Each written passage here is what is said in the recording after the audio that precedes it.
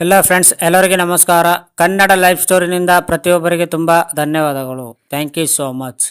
ಅನೇಕರು ಈ ಸಮಸ್ಯೆಗಳನ್ನು ಸಂಗಾತಿಯೊಂದಿಗೆ ಚರ್ಚಿಸುವುದಿಲ್ಲವಂತೆ. ನಿಮ್ಮ ಸಂಗಾತಿಯೊಂದಿಗೆ ಕೆಲವು ಸಮಸ್ಯೆಗಳು ಮತ್ತು ವಿಷಯಗಳ ಬಗ್ಗೆ ಮಾತನಾಡಲು ಮುಜುಗರವಾಗಬಹುದು. ಆದರೆ ನೀವು ಅತ್ಯುತ್ತಮ ಜೀವನ ಹೊಂದಲು ಬಯಸಿದ ಖಂಡಿತವಾಗಿಯೂ ಇವುಗಳನ್ನು ಚರ್ಚಿಸಲೇಬೇಕು. ಗಂಡ ಹೆಂಡತಿ ಅಂದ ಮೇಲೆ ಜಗಳಗಳು, ಸಮಸ್ಯೆಗಳು, ಮನಸ್ತಾಪಗಳು ಉಂಟಾಗುವುದು ಮಾಮೂಲಿ. ಹಾಗಂತ ಅವುಗಳನ್ನು ಹಾಗೆ ಬಿಡಲು ಆಗುವುದಿಲ್ಲ, ನಿರ್ಲಕ್ಷ್ಯ ಮಾಡಲು ಬರುವುದಿಲ್ಲ. ಒಬ್ಬ ವ್ಯಕ್ತಿಯ ಮನಸ್ಥಿತಿಯನ್ನು ಅರ್ಥ ಮಾಡಿಕೊಳ್ಳುವುದು ಬಹಳ ಮುಖ್ಯ. ಇದು ಎಲ್ಲ ತಿಳಿದಿದ್ದರೂ ಕೆಲವೊಮ್ಮೆ ಅನೇಕ ಜನರು ತಮ್ಮ ಸಂಗಾತಿಯೊಂದಿಗೆ ತಾವು ಅನುಭವಿಸುತ್ತಿರುವ ಕೆಲವು ಸಮಸ್ಯೆಗಳ ಬಗ್ಗೆ ಮಾತನಾಡಲು ಕಷ್ಟಪಡುತ್ತಾರೆ. ಆದರೆ ಬಹಳ ಸಮಯಗಳ ನಂತರ ಇದು ನಿಮ್ಮ ಸಂಬಂಧದ ಮೇಲೆ ಪರಿಣಾಮ ಬೀರುತ್ತದೆ. ಆದ್ದರಿಂದ ನಿಮ್ಮ ಸಂಗಾತಿಯೊಂದಿಗೆ ಎಲ್ಲವನ್ನು ಚರ್ಚಿಸುವುದು ಮುಖ್ಯ. ಇಲ್ಲಿ ಸಾಮಾನ್ಯವಾಗಿ ಗಂಡ ಹೆಂಡತಿ ಚರ್ಚಿಸಲು ಮುಜುಗರ ಪಡುವ ಕೆಲವು ಸಮಸ್ಯೆಗಳ ಬಗ್ಗೆ ಮಾಹಿತಿ ಕೊಡಲಾಗಿದೆ. ಸ್ಟೋರಿ ಕೇಳಿದರೆ ಮಾತ್ರ ಅರ್ಥವಾಗುತ್ತೆ. ಭಯವನ್ನು ಮುಚ್ಚಿಡುತ್ತಾರೆ. ಈ ಭಯ ಮುಖ್ಯವಾಗಿ ವ್ಯಕ್ತಿತ್ವ, ನಡತೆಗೆ ಸಂಬಂಧಿಸಿದೆ. ಕೆಲವು ವಿಷಯಗಳಿಗೆ ಇವರು ಎಷ್ಟೇ ಭಯಪಡುತ್ತಾರೆಂದರೆ ತಮ್ಮ ಸಂಗಾತಿಗೂ ಸಹ ಅವುಗಳ ಬಗ್ಗೆ ತಿಳಿದಿರುವುದಿಲ್ಲ. ಈ ಭಯಗಳ ಪೈಕಿ ತಾನು ಅರ್ಹ ಅಥವಾ ಪ್ರೀತಿಪಾತ್ರರಲ್ಲ ಎಂಬ ಭಯ, ಒಳ್ಳೆಯವರಾಗಿದ್ದಿರುವುದಕ್ಕೆ, ವೃತ್ತಿಪರ ಜೀವನದಲ್ಲಿ ಪ್ರಭಾವಶಾಲಿಯಾಗಿದ್ದಿರುವಿಕೆ, ಹೀಗೆ ಇತ್ಯಾದಿ ಭಯಗಳು ಸೇರಿವೆ. ಆದರೆ ಇವುಗಳನ್ನು ನಿಮ್ಮವರೊಂದಿಗೆ ಚರ್ಚಿಸುವುದರಿಂದ ನೀವು ಮುಜುಗರ ಅನುಭವಿಸುವ ಅಗತ್ಯವಿರುವುದಿಲ್ಲ. ಬಹುಶಃ ನಿಮ್ಮ ಸಂಗಾತಿಯ ಆಧಾರದಿಂದ ಹೊರಬರಲು ನಿಮಗೆ ಸಹಾಯ ಮಾಡಬಹುದು. ಕುಟುಂಬದ ಸಮಸ್ಯೆಗಳು.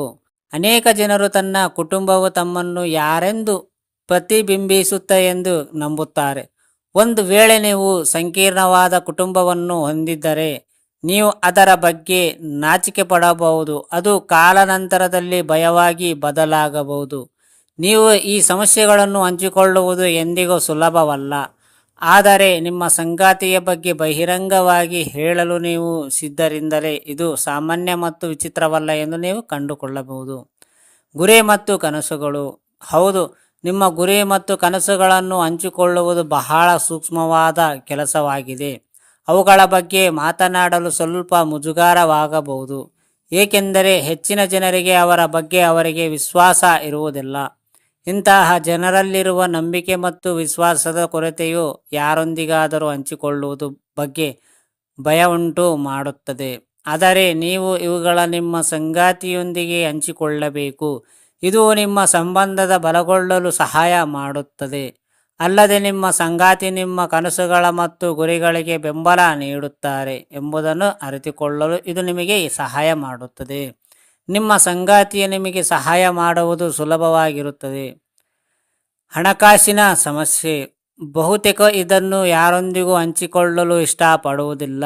ಆದರೆ ನಿಮ್ಮ ಹಣಕಾಸಿನ ಸ್ಥಿತಿ ನಿಮ್ಮ ವೈಯಕ್ತಿಕ ಮತ್ತು ಖಾಸಗಿ ವ್ಯವಹಾರವಾಗಿದ್ದರೂ ಅದರ ಕೆಲವು ಅಂಶಗಳನ್ನಾದರೂ ನೀವು ನಿಮ್ಮ ಜೀವನವನ್ನು ಹಂಚಿಕೊಳ್ಳುವುದು ಸಂಗಾತಿಯೊಂದಿಗೆ ಹಂಚಿಕೊಳ್ಳಬೇಕು. ಯಾವಾಗಲೂ ನೆನಪಿಡಿ, ನೀವು ಎಲ್ಲ ಹೋರಾಟಗಳನ್ನು ಏಕಾಂಗಿಯಾಗಿ ಎದುರಿಸುವ ಅಗತ್ಯವಿಲ್ಲ. ಒಂದು ವೇಳೆ ನಿಮ್ಮ ಹಣಕಾಸಿನ ಸ್ಥಿತಿಯು ನಿಮಗೆ ಮುಜುಗರ ಉಂಟು ಮಾಡಿದರೆ ಆ ಸಮಸ್ಯೆಯೊಂದಿಗೆ ಗುರುತಿಸಿಕೊಳ್ಳುವುದು ಪ್ರಯತ್ನ. ಜೊತೆಗೆ ಇದು ತಾತ್ಕಾಲಿಕ ಮತ್ತು ನೀವು ಕ್ರಮೇಣ ಆ ಸಮಸ್ಯೆಯನ್ನು ನಿವಾರಣೆ ಮಾಡಿಕೊಳ್ಳಬಹುದು. ಲೈಂಗಿಕ ಕಲ್ಪನೆಗಳನ್ನು ಹಂಚಿಕೊಳ್ಳುವುದು.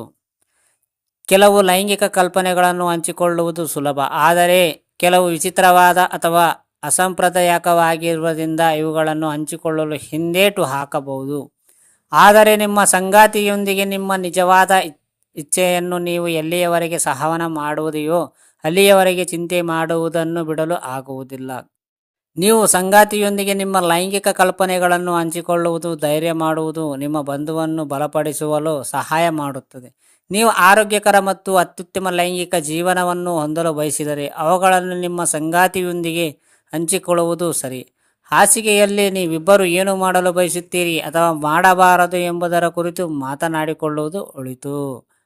ಅರ್ಥ ಆಯ್ತಾ ಫ್ರೆಂಡ್ಸ್? ಈ ಸ್ಟೋರಿ ಕೇಳಿದ ಪ್ರತಿಯೊಬ್ಬರಿಗೆ ತುಂಬ ಧನ್ಯವಾದಗಳು. Thank you so much.